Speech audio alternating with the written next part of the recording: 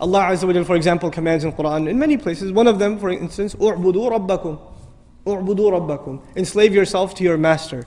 If you want to know, we study a lot of Quran, you know. You could study tafsir for years and years and years and years.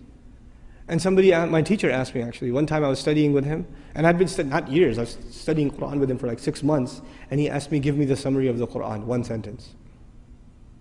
Actually, and I said, one sentence? He goes, okay, fine, 2.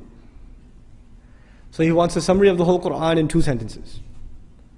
And I'm thinking, I'm going, in my head, I'm doing a review of the stuff he talks about all the time. How am I going to summarize the entire Quran in 2 sentences? And I remembered what he said, and I used it, and he said, you're right. Alhamdulillah.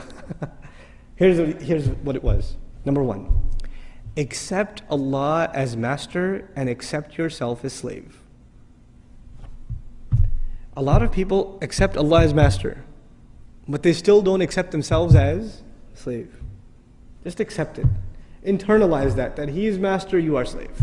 Accept that. Number 1. And after you accept that, the second sentence, accept that this guidance is only beneficial to people who accept themselves as slaves. That's it. You say, Iyaka na'budu, you accept yourself as slave. Then what are you ready for? Ihdina sirat. Guidance. Slavery and guidance is the summary of the entire Quran.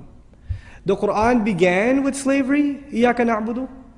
It begins with slavery, and at the end, again, he calls himself master, which alludes to us as what? If he's the master of the people are his slaves.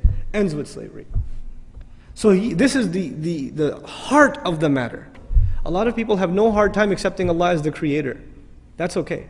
That's not the hard part. Or accepting Allah as merciful, or as wise, or as powerful, or as one. All of that stuff's easy. Because you know, if you accept Allah as one, there may not be any implications on you. Allah is one, that's nice, I'm still going to do what I'm going to do. Allah is really merciful, great. I still have my life. But if you say Allah is master, then what does that make me? That makes me slave. And to put it in very simple terms, the difference between a free person and a slave person is very simple. It's not a complicated subject. The difference between a free person and a slave person is, a free person does whatever he or she wants. What does a slave do? A slave cannot do what he or she wants. If a slave did what he or she wanted, then they would be considered free.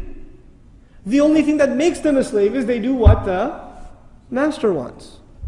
If you accept that your will comes under the will of Allah, your will has to be submitted like a slave before the will of the master.